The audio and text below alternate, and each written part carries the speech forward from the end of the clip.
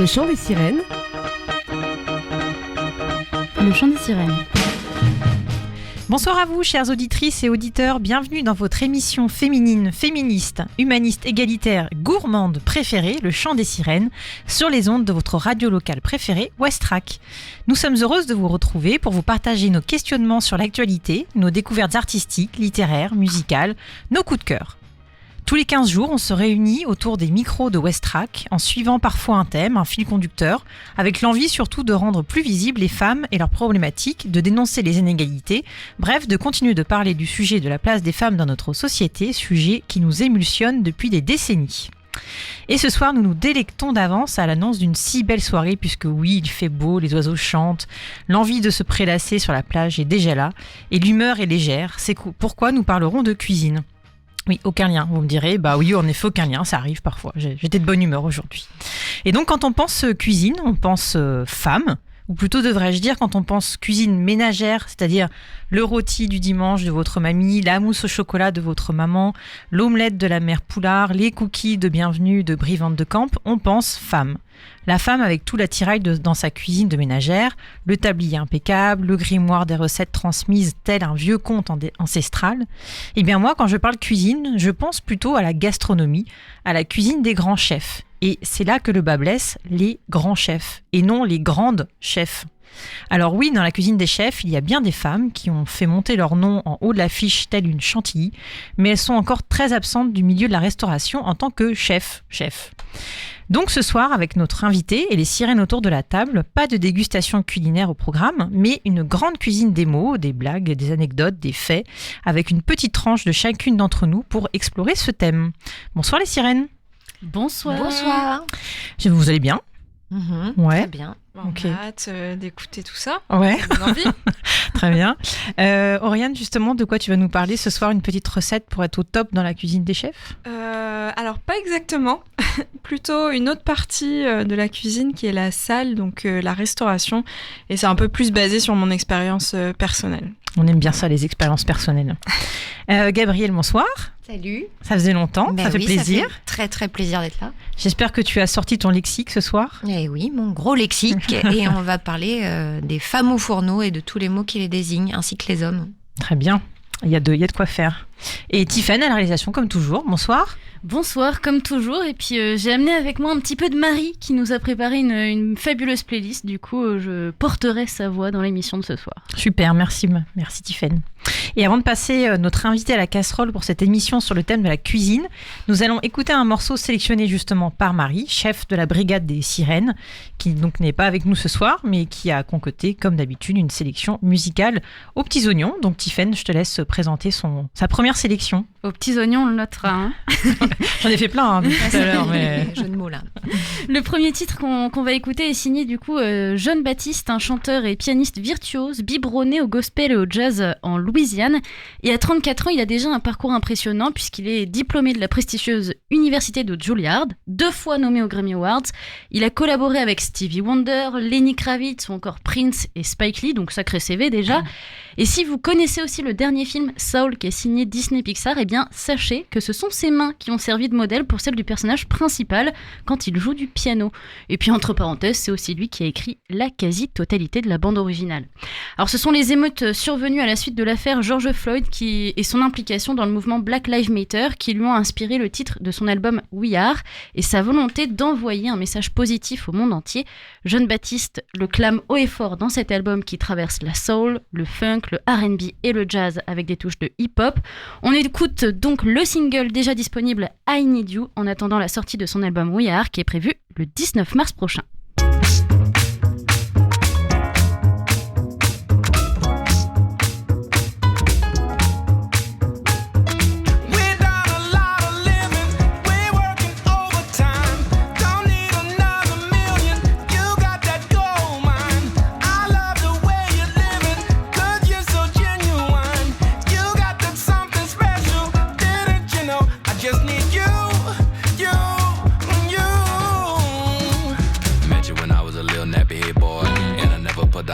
Saxophone, buck jumping down on the boulevard.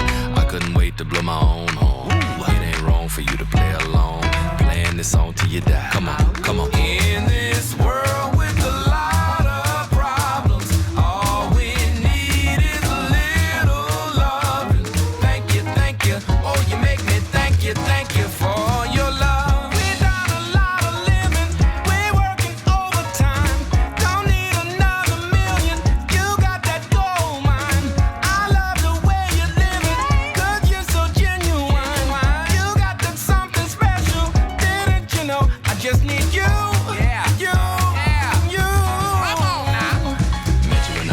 Country boy, and I never put down that pork chop and salt. Then we fell in love on the boulevard. If you was Jenny, I guess I was far. Now it ain't wrong for you to sing along, singing this song till you die.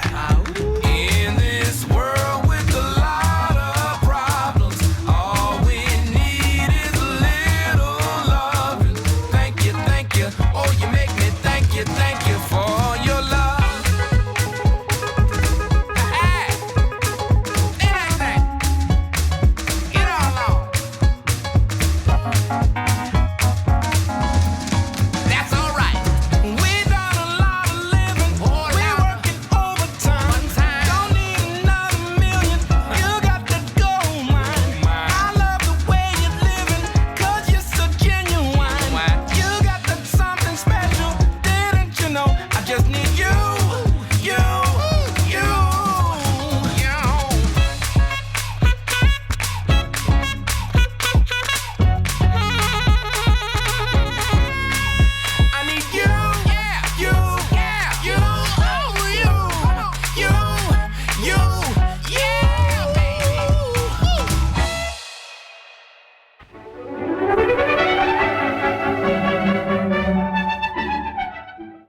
Et oui, vous êtes dans le chant des sirènes sur Westrack Radio, un petit enchaînement musical J'ai pas fait sorti de exprès. derrière les J'ai fagots. paniqué. Donc voilà, vous êtes toujours sur le chant des sirènes sur Westrack Radio. Ce soir, on parle cuisine. Et justement, on parle cuisine, mais pas cuisine des mousquetaires.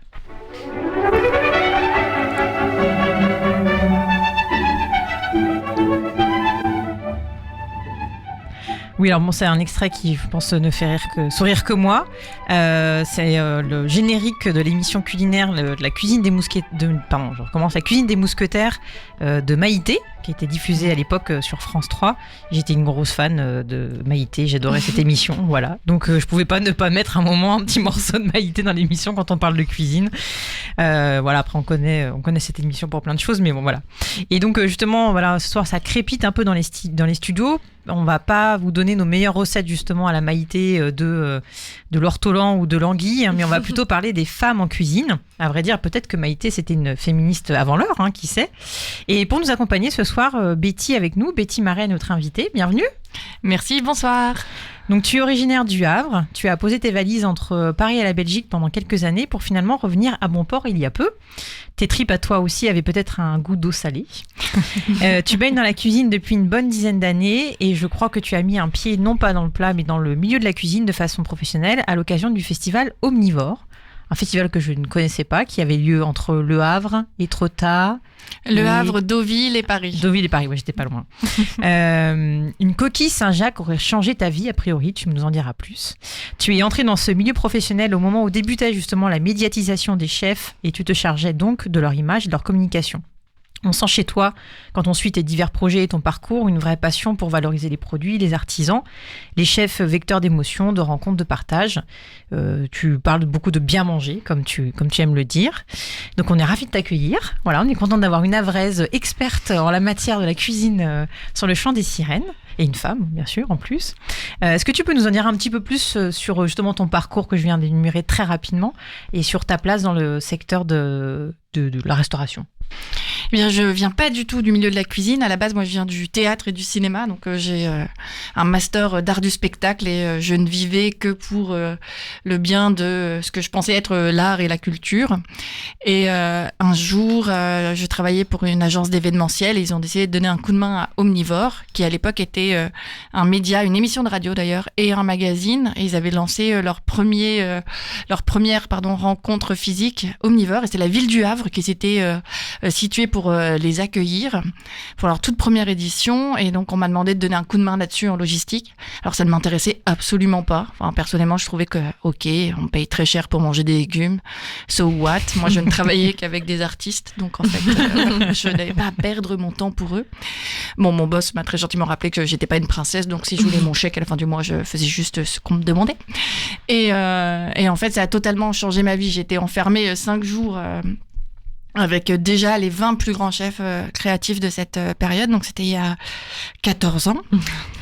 Tout va bien. C'était hier. Voilà, c'était hier. finalement. Ouais. Tout au début de mon adolescence.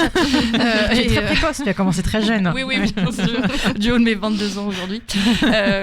Et en fait, j'ai appris que la cuisine était un véritable vecteur d'émotion et que de la même manière que le théâtre pour d'autres ou le cinéma, c'était un médium qui permettait de faire passer des émotions, mais une vision sur le monde ou un discours. Et je me suis laissée complètement emporter et ça a littéralement changé toute ma vie, du jour au lendemain quasiment. Et du coup, tu t'es laissé embarquer dans une aventure professionnelle en travaillant en agence pour représenter des restaurants, puis des chefs.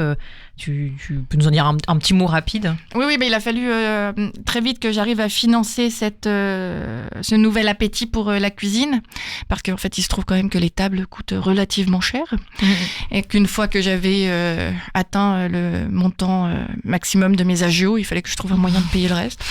Et à l'époque, ce que je faisais déjà en culture, qui était donc la communication, je me suis dit, mais en fait, être un trait d'union entre des publics et un artiste, je peux le faire entre des publics et un artisan, ou des publics et un cuisinier. Et donc, c'était tout au début de la médiatisation des chefs, donc ils avaient incroyablement besoin de cela. Du jour au lendemain, on leur a demandé de parler, de se mettre sur le devant de la scène, et c'était pas quelque chose de très facile pour eux, ni d'identifier leur cuisine. Et moi, j'avais quelque chose à jouer à ce moment-là, donc j'ai pu les accompagner. Ça m'a permis de me faire après repérer par une agence de presse, de monter un département chef à Paris. Et de fil en aiguille à monter tout mon réseau. C'était vraiment les débuts. T'es arrivé vraiment à ce moment-là. Est-ce que t'avais cette impression que justement ça allait exploser, ou c'était vraiment très exploratoire? Il n'y avait pas forcément de lendemain? Comment t'imaginais à ce moment-là quand t'es arrivé à fleur au fusil? C'était vraiment du coup le passage entre une sorte de niche créative à quelque chose de réellement grand public. Enfin, avec un indice très simple, c'était la première année de Cyril Lignac à la télé, par exemple, ce qui voulait vraiment dire qu'aujourd'hui on investissait à fond dans les médias dessus. Et quoi qu'on en pense, il a relativement changé tout le paysage culinaire en France. Et il a changé l'approche de la cuisine. D'un côté la starification, mais aussi l'approche qu'on peut en avoir dans la cuisine, de remettre les gens en cuisine aussi, puis de lancer toute une génération derrière de chefs d'émissions qui font du bien. Participer au bien manger, parce qu'on voit une émission, mais il a essayé beaucoup de choses, tous n'ont pas fonctionné, mais d'aller dans les écoles, d'essayer de travailler sur les cantines, il a quand même lancé un très grand nombre de questions, et en tout cas, il a fait exploser l'intérêt que les gens se sont mis à avoir pour les chefs. Et du coup, j'ai pu accompagner ce mouvement en France et un petit peu plus loin que les frontières. Ouais. Et donc, tu es retournée au Havre il n'y a pas si longtemps. Donc, tu as des projets sur le Havre. Est-ce que tu peux nous en dire un petit mot? En fait, dans l'idée, avec ces derniers temps, accompagner les chefs, j'ai pu me rendre compte de certaines choses qui, pour moi, manquaient. Qui est le fait qu'une fois que l'on rentre dans le circuit, généralement, on n'a plus du tout de temps pour pouvoir se former. Parce qu'on généralement, on commence la cuisine très, très jeune. On commence une école hôtelière si on est dans un circuit classique vraiment très tôt. Et après, c'est un rythme réellement très, très fort et dans lequel jamais on accorde du temps pour aller se former. Et une formation professionnelle, c'est sur 2 semaines, 1 mois. Je connais très peu d'hôteliers et de restaurateurs qui offrent ce temps à l'un de ses membres d'équipe pour pouvoir se former. Ce qui fait que la plupart des cuisiniers et cuisinières cherchent les restaurants pour ce qu'ils peuvent former. Et moi, je voudrais qu'on arrive à se dire qu'ils peuvent rester à l'intérieur d'un restaurant et évoluer avec eux. Donc, en travaillant sur des formations très courtes, que ce soit en cuisine, sommellerie, permaculture, parce qu'aujourd'hui, c'est indispensable de... comprendre le produit pour le changer, mais aussi de travailler toujours sur ce qui fait ce que je suis aujourd'hui en cuisine, qui est évidemment la communication, en essayant de pouvoir travailler avec eux sur une verticale et de les accompagner sur l'ensemble des chaînons. Et parce que ça me manque, que j'adore ça, un petit endroit où aller acheter des arts de la table, de la vaisselle un peu design. Ah oui. Une petite sélection, bien pensée d'un univers parce qu'il y a très qu'au Havre, il y a pas grand chose, non. Bah non. Mis à part la Galerne qui propose beaucoup de livres de cuisine. Après, on n'a pas beaucoup de propositions dans ce sens-là, donc c'est une. Non, j'étais partie il y a 10 ans du Havre un peu pour ça, parce qu'il n'y avait pas beaucoup de réponses à ma question culinaire. Et je reviens aujourd'hui en me disant que je ne pensais pas dire cela il y a 10 ans, mais en fait la ville me manquait beaucoup. Tu vois une différence justement entre le paysage culinaire il y a 10 ans et aujourd'hui au Havre ? Je vois une envie. Ouais. Mais pas tant de changements que cela. Il y a heureusement une jeune génération qui arrive, mais après, elle est peu souvent partie. Alors, au Havre, on aime bien rester au Havre. Enfin, non, mais c'est vrai. Après, est-ce que tu penses que là, justement, peut-être avec la situation actuelle où les restaurateurs, ils font face à une crise énorme, ça va peut-être faire évoluer aussi les choses dans même leur façon de réaliser leur menu ou le rapport aux clients qu'ils vont avoir. Est-ce que ça, tu penses que ça va avoir un impact Obligatoirement, oui. Je pense sur beaucoup de choses, sur des questions qui étaient déjà existantes un peu avant la crise, par exemple, qui est la question du rythme. Parce que jusque-là, on parlait du rythme, mais on n'avait que cela. Aujourd'hui, ils ont découvert le temps libre, le temps personnel avec ses proches. Ils ont eu l'occasion de pouvoir faire d'autres choses pour eux. Et ce qui à la fois semble excessivement positif, mais qui a été excessivement compliqué pour un très très grand nombre de professionnels. Il faut se rendre compte que quand tu n'as jamais eu de temps pour t'arrêter et savoir ce que tu voulais, et que d'un coup tu n'as que cela, et que tu te retrouves face à toi, où avant tu étais dans une dynamique et une pression constante, c'est excessivement compliqué à vivre. Et après, sur le rapport au client, oui, et je pense que le client lui-même va changer. Je pense qu'il se rend compte de l'importance en fait qu'avait aussi la restauration, de l'importance des produits, parce que cette crise, elle soulève pas que des problèmes de société, elle soulève des problèmes d'environnement tout simplement. Il y a des questions qu'on se pose de manière plus large. Et après, le client a redécouvert le plaisir d'être chez soi. Je pense que c'était un véritable boom sur cuisiner à la maison. Ouais. Le premier confinement, ça a vraiment été incroyable à base tu voyais des recettes partout exploser, chacun partageait son truc partout, quoi. Mais là, cette fois, on n'était pas forcément sur le bien manger, quoi. Le premier confinement, j'avais un petit peu l'impression qu'on cherchait aussi du réconfort. Ou du réconfort, mais c'était quand même du bien manger avec. On parlait beaucoup d'initiatives avec des producteurs locaux. Enfin, de toute façon, on n'avait pas le choix. Il fallait se retourner vers les producteurs les plus proches de chez nous ou les petits commerçants les plus proches de chez nous. Et puis, on avait besoin de se réconforter, donc se faire plaisir avec. Ce que je veux dire, oui, c'est que on mangeait peut-être des choses de producteurs locaux, etc. Mais c'était assez gourmand, je pense. Oui, mais c'est bien mangé, ça. Oui. Ça, c'est bien mangé. C'est normal, en fait. Mais on redécouvre qu'on a du temps, que finalement, manger, c'est chouette, quoi. Et ça se limite pas obligatoirement à 3 ou 4 repas par jour. Ça peut prendre un peu plus de temps. L'apéro est un repas en lui-même. Que passer du temps en cuisine, c'est chouette. De passer du temps en cuisine en famille, c'est chouette. Enfin, le premier confinement, c'est vrai qu'il a été très cuisine. Et on peut pas vraiment parler de deuxième confinement, mais cette deuxième phase dans laquelle on est, elle est différente aussi. Et puis il y a tout un contexte psychosociologique qui est différent. Mais je pense en effet, comme plein d'acteurs dans le spectacle vivant, par exemple, mais là dans la restauration encore plus, parce que c'est très violent. C'est des métiers où on a des rythmes vraiment effrayants. Te retrouver d'un seul coup sans rien, ça doit être très bizarre.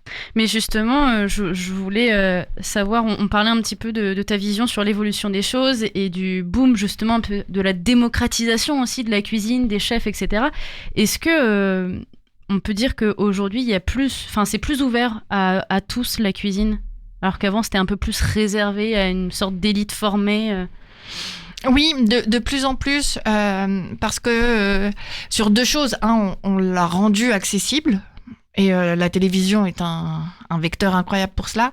Mais aussi, il y a eu de plus en plus de personnes qui ont décidé de vouloir faire de la cuisine leur métier, et est arrivé sur la scène un très très grand nombre d'autodidactes qui ont rendu cela possible. En fait, on peut savoir excessivement bien cuisiner et créer de très belles choses sans avoir commencé à 8 ans chez Ferrandi ou ce genre d'école, quoi. Et surtout que c'est peut-être, là je parle peut-être sans savoir ce que je dis, mais c'est peut-être très français aussi, où il faut aller à l'école. Après, du coup, on sort de l'école, on va en apprentissage. J'avais l'impression que quand moi j'ai voyagé dans d'autres pays, déjà c'était peut-être un peu plus ouvert sur différentes cuisines du monde. Et souvent, ils apprenaient la technique française parce que c'était la base un peu de beaucoup de choses, mais étaient peut-être un peu plus libres après dans leur façon de créer, et avaient moins le côté où si t'as pas eu ton diplôme de telle école, tu pourras pas être chef en cuisine. Enfin, peut-être que ça aussi, avec la mondialisation, etc., les frontières, elles sont un peu plus perméables, quoi. Mais totalement. Et puis c'est... je vais me faire lyncher. Mais, Personne n'écoute l'émission, je te rassure, personne n'écoute l'émission. Mais la cuisine française a eu son heure de gloire mais Oui, en fait, au ça a sens, été une sorte de monument, quoi. Ouais. Effectivement, qu'on ne pouvait pas toucher. C'était tu prêtais serment sur ton vieil escoffier et puis tout le monde devait passer par là, et c'est ce qui a fait qu'elle a autant perdu en vitesse, et que elle n'est plus devenue cette référence voilà, quasiment intergalactique de la cuisine, et qu'elle s'est fait doubler à la fois au départ par la cuisine espagnole, qui apportait, elle, quelque chose sur l'aspect moléculaire. Puis quand on s'est rendu compte qu'on aurait peut-être plus se retourner vers le côté local et nature, la cuisine scandinave est arrivée et a tout raflé sur son passage, en offrant une sorte de simplicité qu'il n'y avait pas besoin de tout transformer, il n'y avait pas besoin de tout proposer, mais juste d'écouter ce que l'on avait autour de nous. Alors qu'on est un des pays avec un terroir les plus importants, on ne s'était jamais posé cette question, ou très peu en tout cas. Et qu'on pouvait faire sans technique aussi lourde que la France laissait supposer, ou même sur la question du service. Voilà, j'attends vraiment ta chronique, parce que alors il faut savoir que je suis une excessive mauvaise cuisinière, enfin hormis une tarte au thon et des pâtes.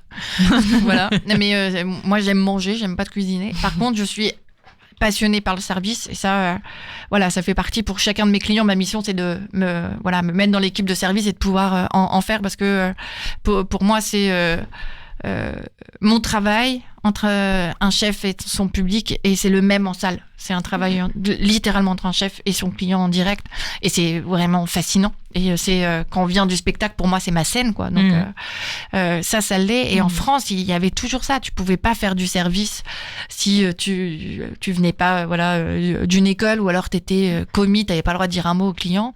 Alors que dans plein d'autres de pays, on laisse beaucoup de place aux jeunes, et ils ont apporté une vision très moderne du service qu'on n'avait pas en France. Mais justement, c'est un peu ce qui nous mène à l'émission ce soir, c'est que sur ce côté un peu traditionnel, on ne va pas dire archaïque non plus, parce que voilà, c'est quand même une belle tradition dans notre pays, et voilà, il faut en être fier, mais avec ce changement aussi un petit peu dont tu viens de parler, moi j'avais cette impression ces derniers temps que on entendait parler de beaucoup plus de femmes, parce que c'est vrai qu'on peut pas dire qu'on a entendu beaucoup les femmes. Enfin, si je demande à n'importe qui dans la rue de citer des femmes chefs étoilées connues, je pense que voilà, il n'y en aura pas beaucoup qui ressortiront. Un milieu qui paraît très très dur, très violent, aussi bien en termes de rythme, qui paraît très masculin. Enfin voilà, c'est pas un milieu qui apparaît très ouvert aux femmes. Et ces derniers temps, j'avais cette impression. Voilà, il y avait un peu plus d'ouverture, on entendait plus parler de femmes. Et du coup, avant de parler de ça, on va s'écouter un morceau. Je fais du teasing maintenant dans l'émission. Voilà, on va s'écouter un petit morceau avant de continuer justement sur la place des femmes et ton constat un petit peu de ton expérience sur la place des femmes dans la cuisine. Donc Tiffaine, je te laisse nous présenter le morceau suivant. Et pour ce deuxième morceau, Marie, elle nous embarque tout droit vers l'impératrice qu'on connaît avec le chant des sirènes, puisque c'était le bed qu'on a entendu et réentendu pendant pas mal d'émissions. L'impératrice, c'est un sextape de pop sextate. Ah oui, pas sextape. Tu parles de bed, tu parles de sextape. On a changé. Alors bonsoir, ce soir, c'est le chant des sirènes. Le thème, c'est l'érotisme. Excusez-moi de ce petit lapsus. Alors voilà, c'est de la pop électro-disco française portée par Flore Benguigui. Tout le groupe nous embarque dans leur vaisseau impérial où les sons disco, funk et groove sont parfaitement mélangés avec un beau soupçon de rétro-futurisme pour plus d'originalité. Ils viennent de sortir un single, Peur des filles, issu de leur prochain album qui sortira normalement fin mars. On s'écoute ça, Peur des filles de l'impératrice.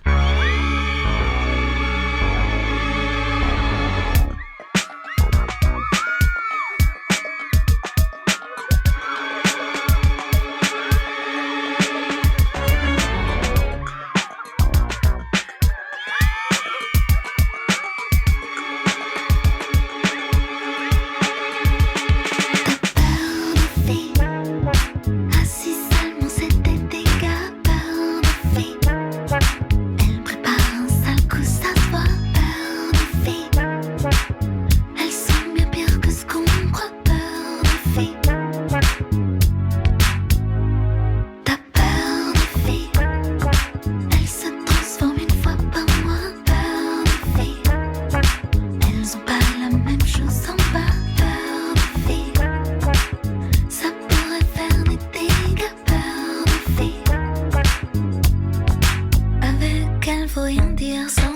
réfléchir, faut toujours peser ses mots.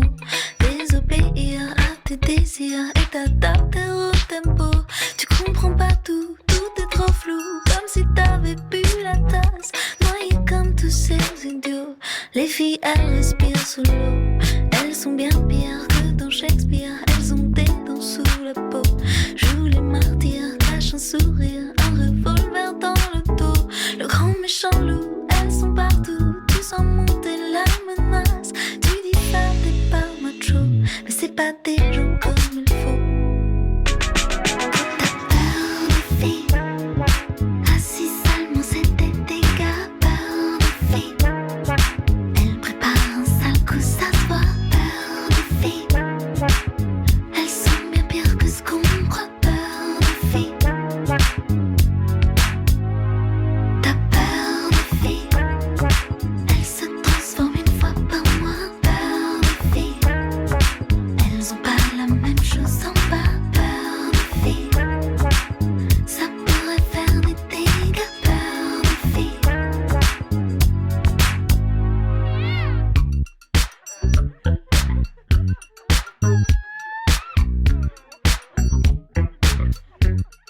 Ça va pas leur suffire de les séduire, leur offrir des coquelicots.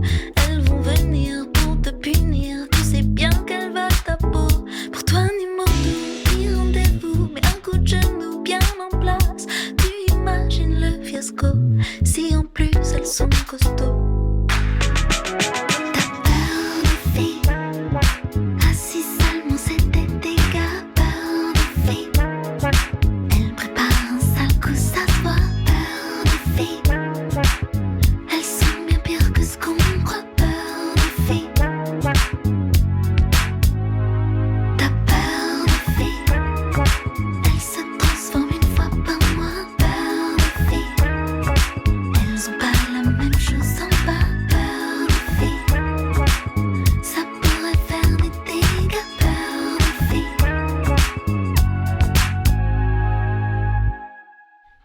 Et vous êtes toujours sur le chant des sirènes sur Westrack Radio. C'était un morceau de l'Impératrice sélectionné par Marie, notre chef sirène.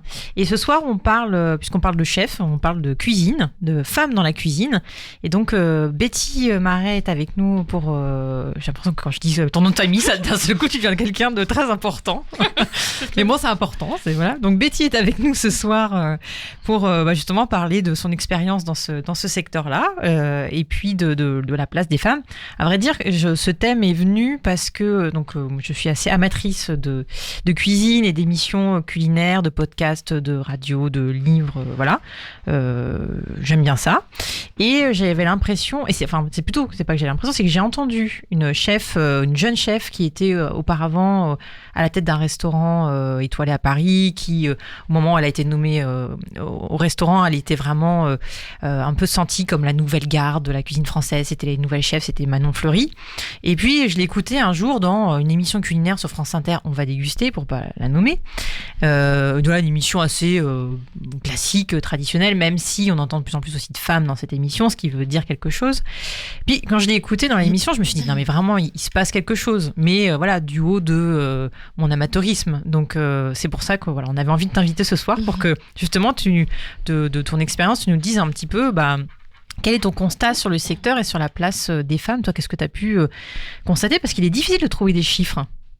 Et très difficile, et je peux même pas aider là-dessus parce qu'on n'arrive jamais à avoir... Ah non, mais j'aimerais, à vrai dire, je m'étais aussi dit que pour me préparer à l'émission, que j'allais préparer des chiffres, mais c'est quasiment impossible, et je pense que il y a un manque d'études, et deux, je pense même que s'il y avait une étude, ça serait tellement difficile parce qu'il y a plein de femmes qui passent en dessous, parce qu'on mettra toujours l'homme en premier sur le restaurant, même si c'est la femme en cuisine. Alors, on trouve des chiffres sur l'hôtellerie-restauration de manière générale, avec une répartition en fonction des postes, donc le service, chef, sous-chef, etc.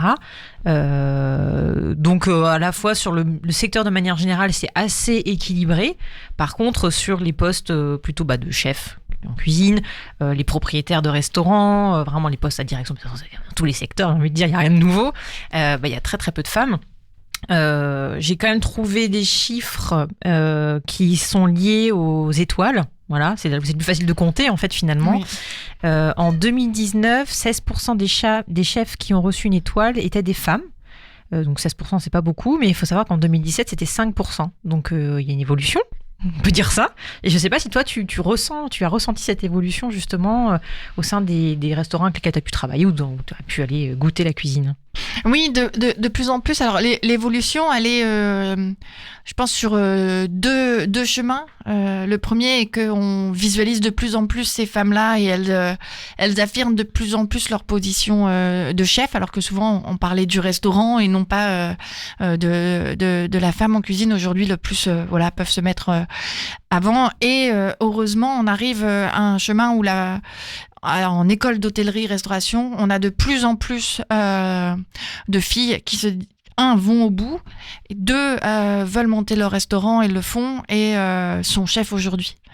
Et tu penses que les femmes chefs aujourd'hui, elles arrivent à affirmer ça et à jouer de ça? Parce que justement, je suis tombée sur une interview d'une chef pâtissière dont j'ai oublié le nom, très connue dans le secteur, Fedrano, un truc comme ça, non, je sais plus.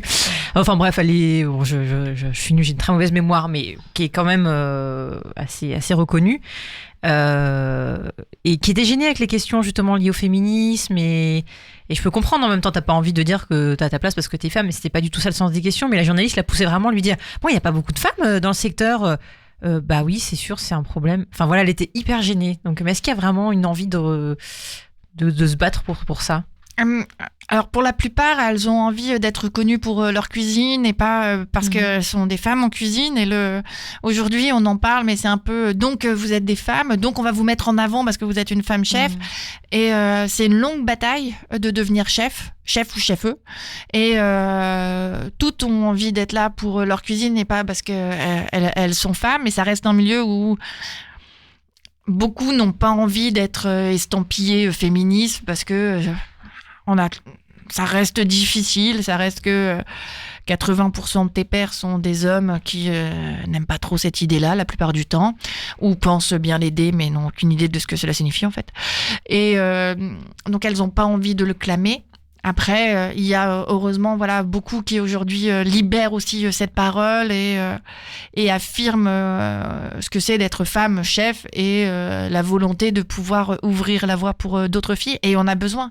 Il faut des modèles en fait. Et aujourd'hui, les modèles qu'on a généralement, soit c'est sur du très très haut de gamme, avec un passage en plus une histoire compliquée mais assez unique, ou sur des choses qui ne sont pas toujours touchables ou accessibles pour les jeunes filles qui peuvent se rêver chef.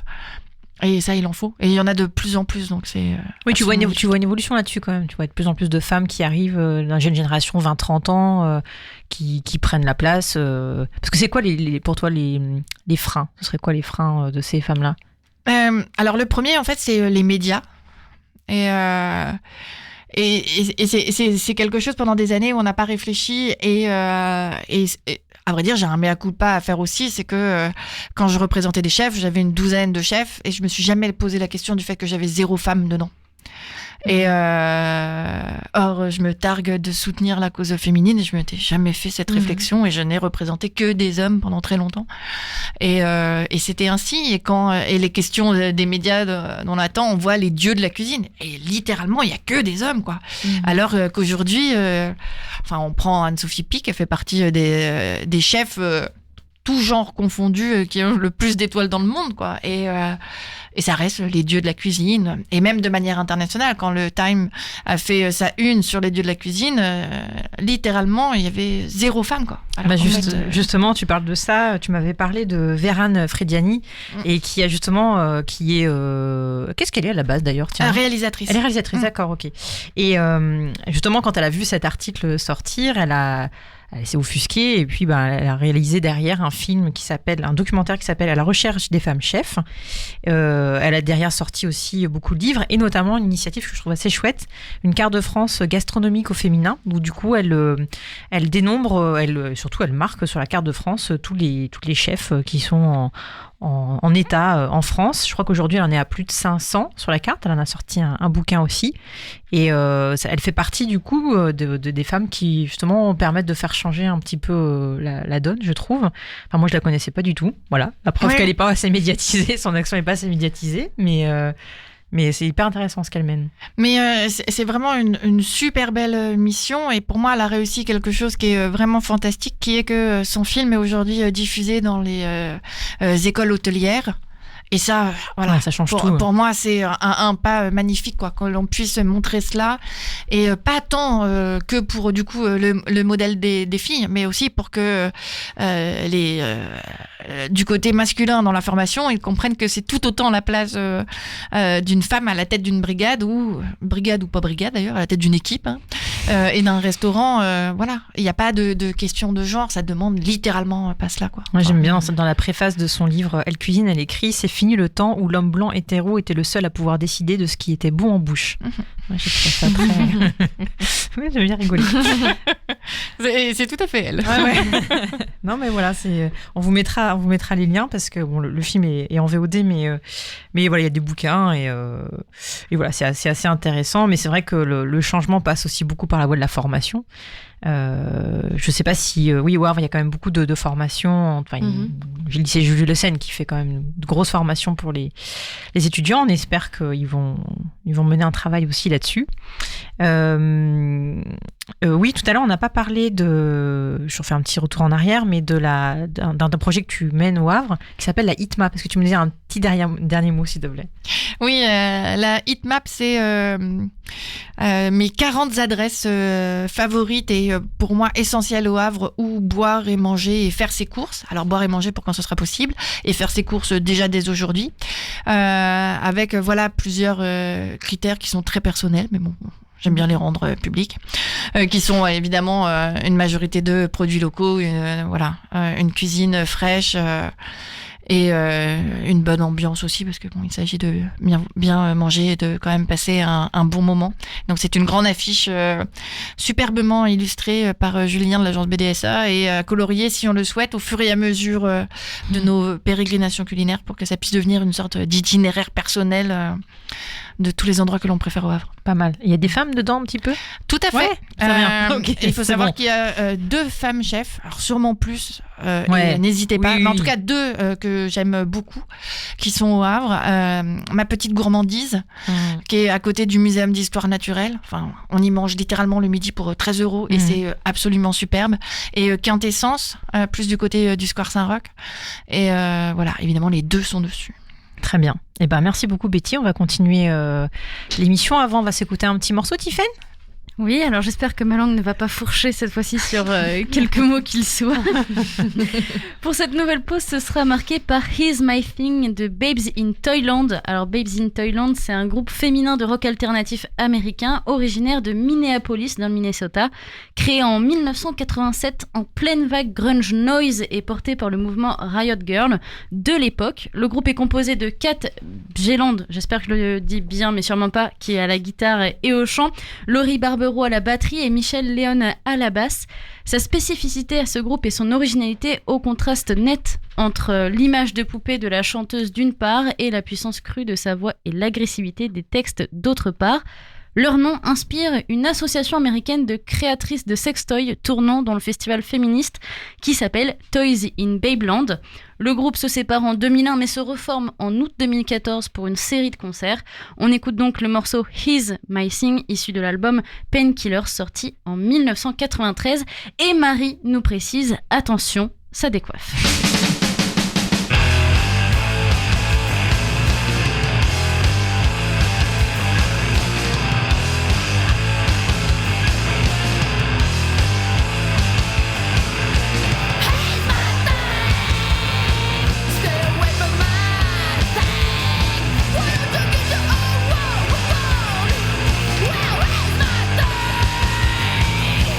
It's my thing, I kept for myself, and not for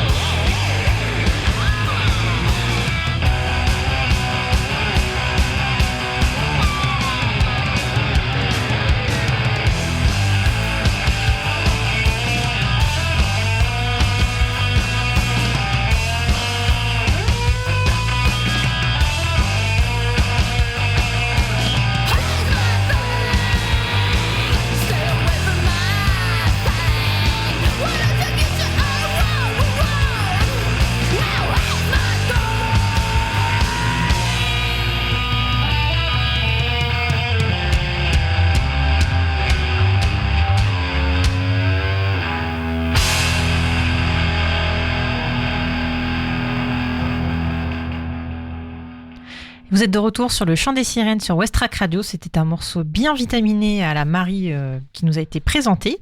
Et on continue notre émission sur la cuisine, sur les chefs, sur la gastronomie. Et Gabrielle, tu nous as préparé une petite explication de texte. Oui, une descente dans le lexique des femmes derrière les fourneaux et les hommes aussi.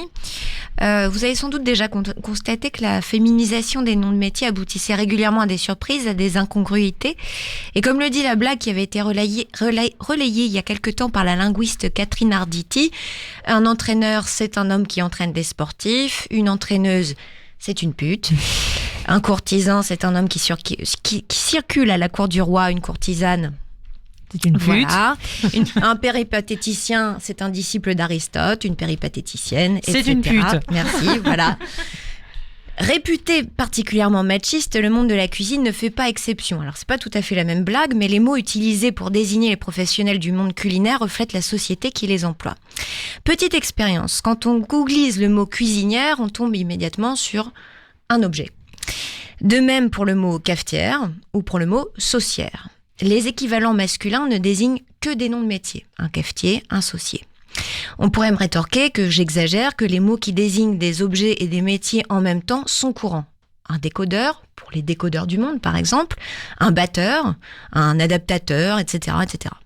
Mais de fait, si d'aventure on emploie le mot cafetière pour désigner une femme, certains ou certaines pourraient craindre de ridiculiser les femmes concernées, les gêner.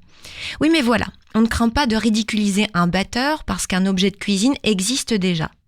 En fait, on fait à peine le rapprochement entre le batteur à eux et le batteur, le musicien. Et l'Académie française ne nous aide pas du tout à féminiser ces noms de métiers culinaires.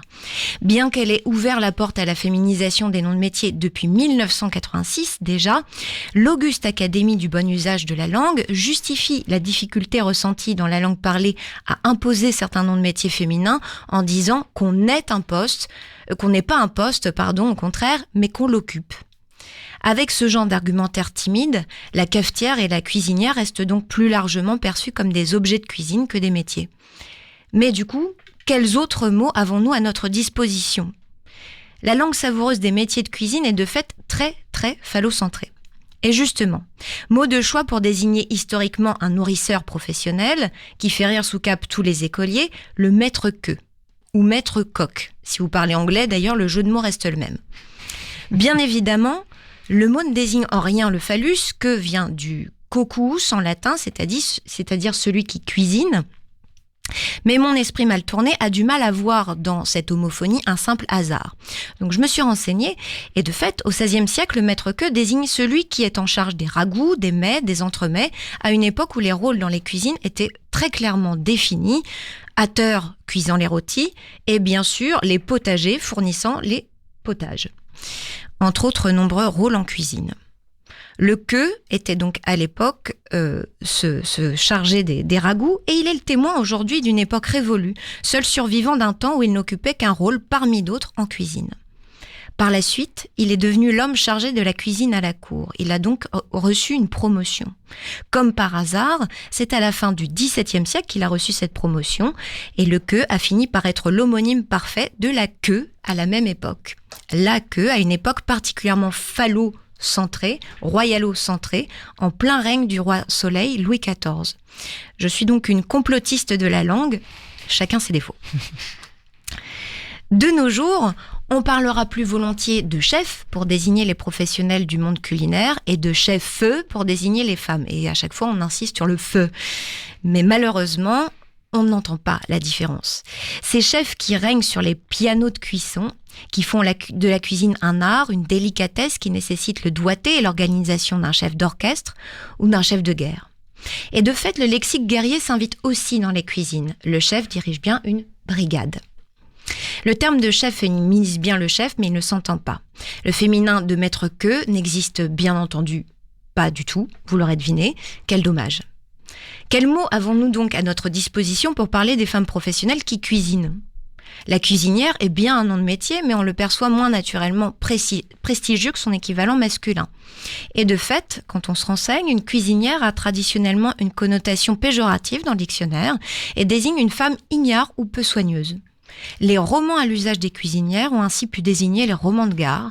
Les contes de cuisinières sont des calculs brouillons, voire faux. Si elle est si stupide, la cuisinière ne peut donc pas avoir la tête pour diriger la brigade. Cela ne peut être qu'une affaire de chefs qui, comme l'indique l'étymologie du mot, ont la tête sur les épaules, puisque chef vient du latin caput, la tête. Historiquement, il existe enfin le nom de mère. La mère Poulard, par exemple. Les mères désignent bien des cuisinières professionnelles qui étaient la plupart du temps à la tête de restaurants ou d'auberges. Les mères sont celles qui ont fait la réputation des bouchons lyonnais, par exemple. On peut encore citer donc la mère Poulard, pour qui revient du Mont-Saint-Michel. Leur cuisine sobre et savoureuse à ces mères ressemble de près à la cuisine de ma grand-mère, dont tous les grands chefs se réclament quasiment systématiquement. L'appellatif mère assimile encore et toujours la fonction nourricière de la mère à la cuisine.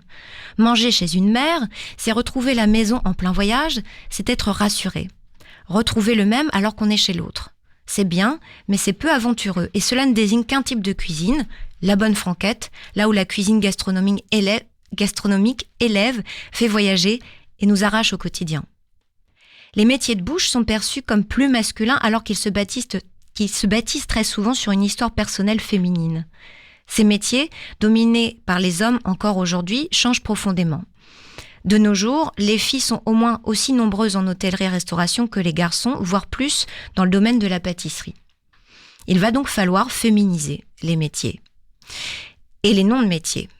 Cuisinière, cafetière et saucière, à vos fourneaux donc. Revendiquez vos beaux noms de métiers de bouche. Si ce que je dis aujourd'hui semble décrire une scène de La Belle et la Bête, à force de l'utiliser, les objets vont redevenir humains et la malédiction du conte va sans doute finir par cesser. Cette éternelle question de « Ah mais c'est pas très joli quand même, mis au féminin le mot cuisine, cafetière, etc. Saucière, oui. Ouais, l'académie. C'est juste une question d'habitude et en mais fait, oui, voilà. plus on l'utilisera, plus ça deviendra naturel, je pense. Exactement. Mais c'est vrai que quand on dit chef feu, on insiste beaucoup sur le chef feu, parce que d'ailleurs le jeu de mots peut être rigolo aussi. Le feu, tout ça. Mais oui, c'est vrai qu'on n'a pas trop fait d'historique justement un peu de la place des femmes qui ont marqué un peu l'histoire de la cuisine. Tu parlais des mères. Et c'est vrai que c'est un peu la première chose sur laquelle on tombe quand on fait des recherches sur l'histoire de la gastronomie française d'un point de vue des femmes.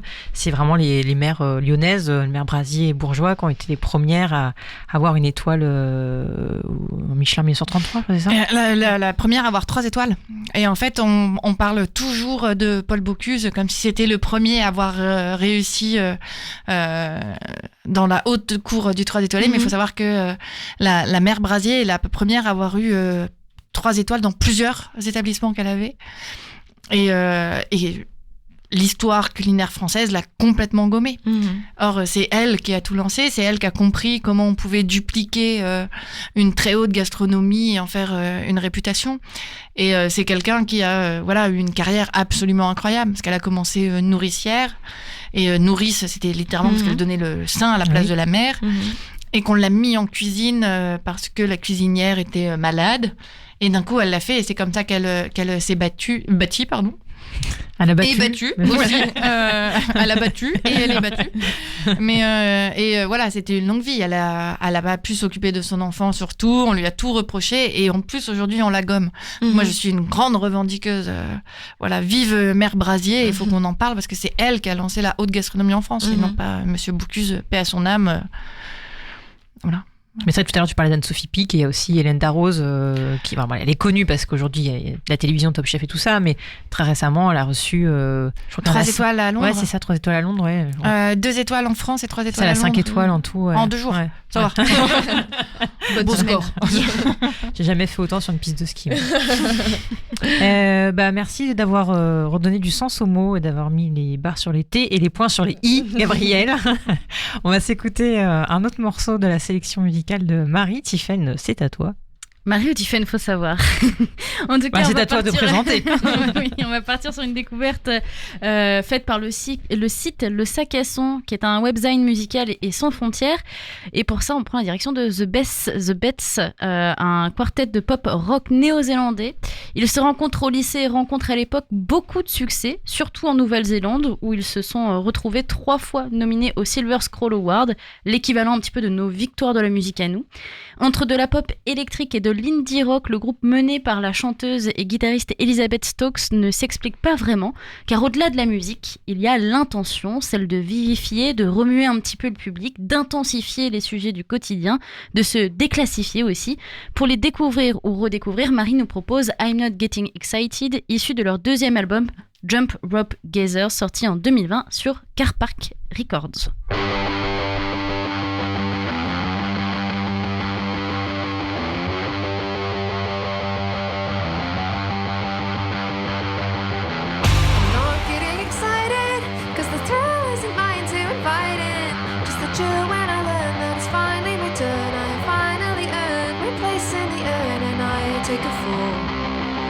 But I keep my hands soft, I keep my body limp, and I move with the wind. I'll go where it bends and let go of the expectation.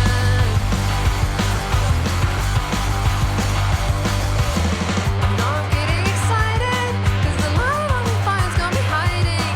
When it flashes at night, it's the bringer of signs. I can see through my eyelids, I know that it's time, and I hold it all.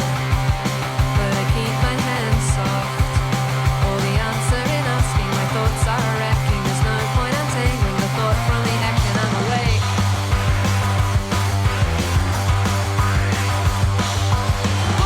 Does it break the other side, where all my vital signs are fading away? All your dreams can be awake. I'm with the same face in the morning.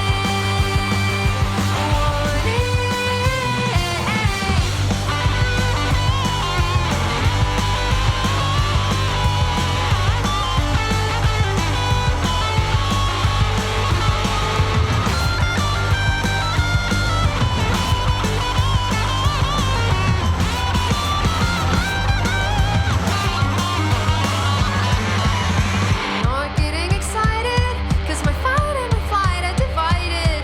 And so I don't enthuse, keep my grip on joy loose, and I wait for the news with my feet in my shoes, and I lose it all. With one foot out the door, when I smile I lie with my eye to the side. So I greet with goodbye, I greet with goodbye, yeah goodbye. But what is it like the other side, where all my vital signs are fading away? All your dreams keep me awake. I wear the same face in the morning.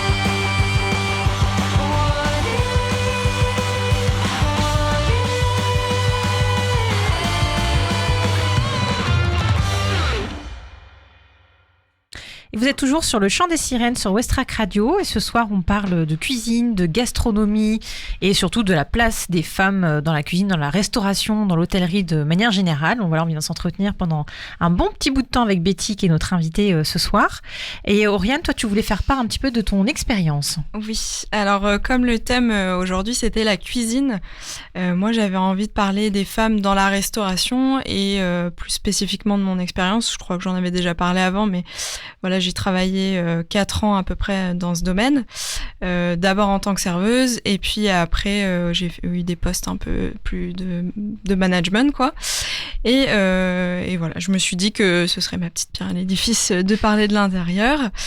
Donc je vais quand même faire un bref retour autobiographique pour que vous compreniez un peu mieux mon parcours, mon expérience et du coup mon ressenti aussi dans ce domaine, et puis bien sûr pourquoi j'ai choisi de parler de ça aujourd'hui. Donc en fait, moi à la base j'ai fait Sciences Po, donc a priori rien à voir avec la restauration, et après mon diplôme j'avais envie de voyager, et plutôt que de m'engager dans voilà une recherche d'emploi plus classique en France, je me suis dit que j'allais partir avec mon sac à dos. Bon, à l'époque c'était une grosse valise d'ailleurs, et j'étais encore novice dans le voyage en solitaire, mais une fois qu'on s'est trimballé sa valise de 30 kilos sur une plage au Cambodge en sueur, sans GPS, sans savoir où on est ni où on va, disons qu'on apprend de ses erreurs. Bref, tout ça pour raconter que je suis partie voyager et j'ai décidé de commencer par visiter l'Australie. Je devais y rester 10 mois et finalement j'y suis restée 2 ans. Et pendant ces 2 années, j'ai beaucoup bougé, et le moyen finalement le plus facile de gagner de l'argent, c'était de travailler dans la restauration. Souvent là-bas, voilà, c'est des postes qu'on va dire casual, donc c'est des emplois qui sont payés en fait au nombre d'heures travaillées et on peut être aussi renvoyé ou décider de partir à tout moment. C'est un peu comme si on était serveuse en freelance. Et donc autant dire que c'est des jobs qui sont quand même assez précaires puisqu'on est sur un siège éjectable en permanence. Par contre, on gagne plutôt bien sa vie. Là, je parle vraiment pour l'Australie. Après, je peux pas parler pour le reste de tous les pays du monde. Et moi, voilà, à l'époque, ça m'allait très bien de fonctionner comme ça parce que j'étais assez mobile vu que je voyageais un peu partout. Et puis, l'idée, c'était donc travailler, économiser, repartir voyager, etc., etc. Et assez vite, en fait, j'ai accédé à des postes de manager, alors que à la base, j'avais pas du tout d'expérience dans le domaine, et que il me semble que mon premier job, quand je suis arrivée en Australie, je crois que je l'ai trouvé en 1 semaine. Donc voilà, j'ai eu de la chance.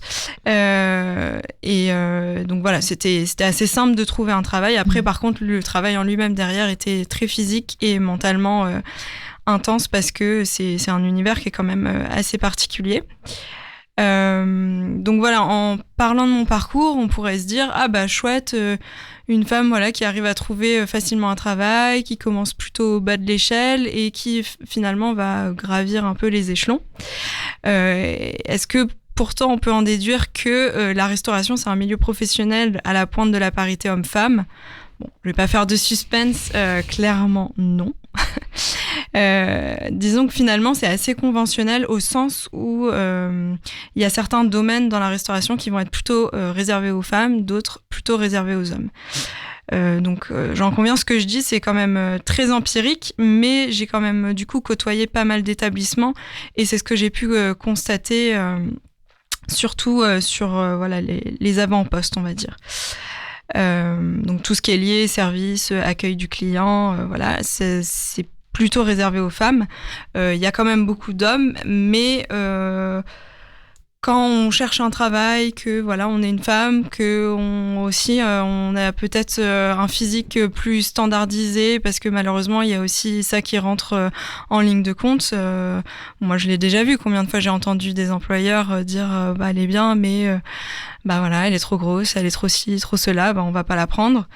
Quand on est dans la norme, encore une fois, on trouve plus facilement un travail. Et au contraire, pour ce qui est de la cuisine, moi, ce que j'ai pu constater, c'est que la majorité des équipes, elles étaient souvent quasiment exclusivement composées d'hommes, sauf pour un restaurant où j'ai travaillé. Et là, c'est encore une fois, c'est une anecdote personnelle, mais du coup, je m'occupais du recrutement et j'ai embauché une femme chef. Alors, pas parce qu'elle était femme, mais c'est vrai que du fait de ses compétences et moi de ma part féministe engagée, j'étais contente de féminiser une cuisine, et ce qui est encore trop rare. Je vais quand même un peu appuyer mes propos avec des chiffres, j'en ai quand même trouvé quelques-uns, alors j'espère que je dis pas de bêtises, mais c'était dans une étude qui date de 2018, donc voilà, encore une fois, maintenant on est en 2021, ça évolue, mais j'imagine que c'est quand même encore assez vrai. Cette étude, elle dit qu'en moyenne, donc là c'est pour des restaurants vraiment gastronomiques, on a 8 femmes pour 12 hommes en salle et 3 femmes pour 14 hommes en cuisine. Et en plus de ça, il existe, aux grandes surprises, un écart de salaire conséquent. Donc à responsabilité égale, salaire pas du tout égal. Les hommes, ils toucheraient en moyenne 9,5% de plus que leurs collègues féminines. Il faut pas oublier non plus que c'est un métier où on va retrouver plutôt des jeunes femmes, parce que, alors là je parle en salle, le rythme de vie, il correspond pas forcément à la vie de famille. Souvent on travaille beaucoup d'heures d'affilée, faut être disponible, faut être aussi très disponible sur les temps du week-end. Alors voilà, c'est pas moi ma conception forcément de la famille, mais c'est une conception un petit peu archaïque et qui domine encore du foyer avec un papa, une maman, le papa qui travaille, la maman qui est à la maison. Je caricature évidemment, mais il y a quand même cette vision qui malheureusement domine encore. Par exemple, les congés parentaux, le fait qu'ils soient pas, même s'il y a eu des améliorations il y a peu de temps, ils sont pas encore égaux. Donc nous, ça nous impacte plus quand on est enceinte. Clairement, on va pas aller courir en salle, porter des choses super lourdes. Enfin, J'imagine qu'en cuisine, c'est quand tu annonces un congé maternité, ça doit être la catastrophe. Pour encore un trop grand nombre de restaurants, oui. en Bon, on va pas faire des généralités, mais parfois, c'est tu as vrai des que- espaces qui sont quand même assez, où tu es assez serré. Tu arrives avec ton ventre de femme enceinte, tu passes Oui, pas puis des forcément. conditions qui sont pas simples. en effet. Voilà, ni 14 heures debout. Oui, voilà, Non. exactement. Donc voilà, ce que je viens d'expliquer, évidemment, c'est vrai pour la restauration et malheureusement, c'est vrai pour pas mal d'autres métiers. Mais si je reviens à ce que j'ai vécu, au final, dans les premiers temps, voilà, quand on commence à être serveuse, au départ, c'est presque amusant, on va dire, comme métier. On est au contact des clients, c'est rythmé. Et parfois aussi, on a des compliments sur notre apparence, donc voilà, ça fait plaisir. Mais ça, c'est un peu comme quand tu sors ou quand tu sortais et qu'on te faisait un compliment sur ta tenue. Tu es contente parce que tu te sens jolie, du moins le temps que tu relèves la tête et que tu vois que plein de mecs lubriques te regardent avec un air de chasseur au mois de septembre. En plus, j'ai pu remarquer aussi que les clients, ils estiment souvent qu'en tant que serveuse, tu dois avoir un QI un peu plus bas pour exercer une telle profession. Alors, c'était un petit peu moins vrai en Australie parce que on était beaucoup de backpackers, donc c'est les personnes qui voyagent avec leur sac à dos. Et du coup, ils savaient que souvent dans notre pays d'origine, on avait étudié, on faisait ça un petit peu pour voyager justement. Donc, ils avaient moins d'a priori sur les personnes en salle et ils nous posaient même souvent des questions sur ce qu'on faisait, d'où on venait, etc. En France, quand j'ai travaillé, j'ai trouvé que souvent on passait quand même un peu pour des potiches, alors qu'au fond, il faut quand même avoir beaucoup de qualité, il faut avoir de l'endurance, une bonne santé, le sens de l'organisation, la possibilité d'exercer plusieurs tâches à la fois sans faire n'importe quoi. Il faut avoir une très bonne mémoire et surtout, il faut beaucoup de patience et un sens aigu de la diplomatie. Donc voilà, là, j'ai un petit message à adresser, c'est que la prochaine fois que vous serez en face d'une serveuse, il ne faudra pas la prendre pour une écervelée, mais plutôt la considérer comme une personne à part entière. Ça peut sembler basique ce que je dis, mais franchement, on le ressent quand même parfois très fortement. Et surtout, pas la rabaisser parce qu'on a oublié la banette de pain ou je ne sais quoi d'autre. Si vous êtes un peu sur les réseaux sociaux, je ne sais pas si vous avez vu, mais il y a des comptes très marrants sur notamment TikTok de pourquoi ne jamais embêter son serveur ou sa serveuse. Parce qu'on peut mettre... sans faire exprès, double ration de piment ou autre. Et il y a des petites vidéos qui sont très marrantes, mais c'est juste reconsidérer les personnes. T'es en train de dire que tu crachais dans la soupe de certaines personnes. Alors, personnellement, non, mais c'est vrai que parfois, t'as envie quand même. C'est vrai que sur le service, c'est un sujet, c'est un peu ce que tu disais, Betty, tout à l'heure. C'est-à-dire que pour toi, le service, c'est quelque chose qui est important parce que je pense que peut-être on y apporte justement moins de vision, moins d'importance. On voit ça quelque chose plus comme la personne qui mène le plat d'un point A à un point B. Et c'est vrai qu'on le dévalorise. Je pense que c'est un poste qui est très dévalorisé en France, sauf dans les grands restaurants, mais en tout cas, il y a aussi un gros boulot, parce qu'on parle de cuisine de manière générale. Là, on parlait plutôt cuisine dans la cuisine, mais en fait, c'est vrai que cette liaison avec le client, aujourd'hui, il y a du boulot aussi. Beaucoup. Oui, il y a du gros travail. Voilà, donc pour conclure, je crois qu'il faut dire comme à chaque émission, c'est qu'en fait tout est possible pour tout le monde. Il faut lever les barrières à la con, il faut lever les freins, il faut se dire que tout est possible, il faut s'aider entre femmes, entre hommes. Voilà, il faut... Oui, Tiffany, tu veux dire quelque chose ? Je terminerai par merci aussi à tous ces restaurants qui en ce moment aident aussi les étudiants et préparent des plats. Voilà, je trouve que c'est... Oui, des belles initiatives, ouais, tout à fait. Mais même pendant le premier confinement, il y avait des belles initiatives partout. Voilà, donc et c'est vrai qu'aller au restaurant, c'est pas juste manger un plat, c'est bien plus. Et on s'en est tous rendu compte. Enfin, on le savait déjà, mais encore plus. Donc voilà, il y aura encore autant à dire sur la cuisine. Merci beaucoup Betty d'avoir été avec nous ce soir. C'était très chouette d'avoir ton témoignage. Merci de m'avoir accueillie. Merci les sirènes. On se retrouve dans 15 jours. Je ne sais plus quel sera le thème, mais ce sera surprise. Non, moi je sais parce que attention, je présente. C'est toi qui présente dans 15 jours. Vas-y. Dis-moi, c'est quoi le prochain ? C'est sur. On avait déjà parlé des nouvelles féministes, mais là c'est la nouvelle génération. Comment elles abordent le féminisme. Est-ce que pour elles c'est une évidence ou pas ? Donc voilà, On va se faire essayer une de guerre, les trouver- vieilles contre les jeunes. C'est ça. Ok, très bien, super.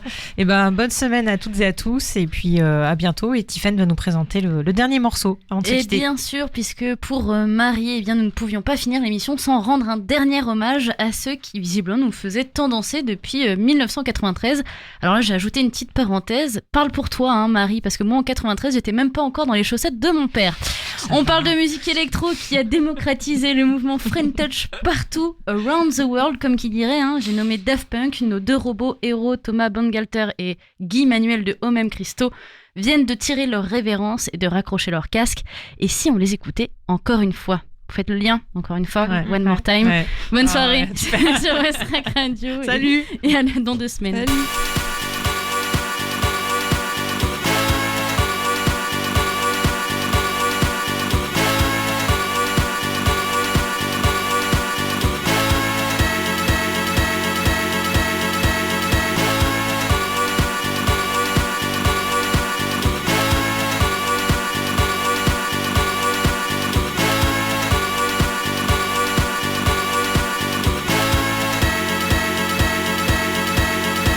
One more time.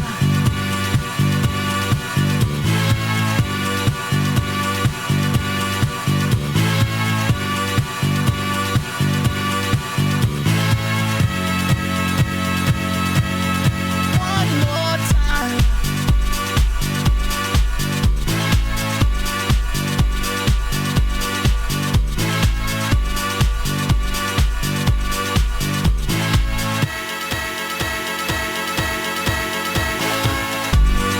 One more time, we're gonna celebrate. Oh yeah, alright. Don't stop the dancing. One more time, we're gonna celebrate. Oh yeah, alright. Don't stop the dancing. One more time, we're gonna celebrate. Oh yeah, alright. Don't stop the dancing. One more time, we're gonna celebrate. Oh yeah. One more time.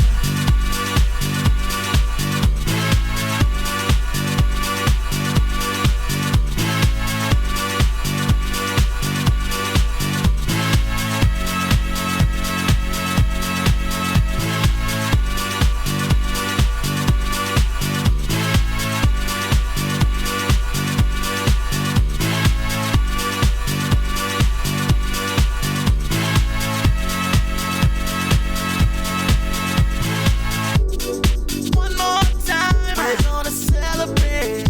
Oh yeah, alright. Don't stop the dancing. One more time, we're gonna celebrate. Oh yeah, don't stop the dancing. One more time. You know I'm just feeling celebration tonight. Celebrate. Don't wait too late. No, we don't stop. You can't stop. We're gonna celebrate. One more time. One more time. One more time. A celebration. You know we're gonna do it right tonight. Hey, just feeling. Music's got me feeling the need. Yeah.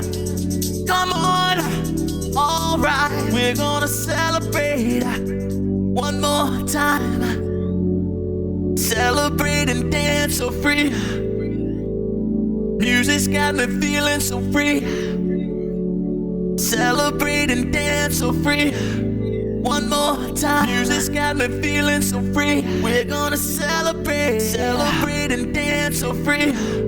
One more time. Music's got me feeling so free. We're gonna celebrate. Celebrate and dance so free. One more time. Music's got me feeling so free. We're gonna celebrate. Celebrate and dance so free. One more time. Music's got me feeling so free. We're gonna celebrate. Celebrate and dance so free. One more time. This got me feeling so free. We're gonna celebrate, celebrate and dance so free. One more time. This got me feeling so free. We're gonna celebrate, celebrate and dance so free. One more time. This got me feeling so free. We're gonna celebrate, celebrate and dance so free. One more time. This got me feeling so free. We're gonna celebrate, celebrate and dance so free. One more time. This got me feeling so free. We're gonna celebrate. One more time. This got me feeling so free. We're gonna celebrate.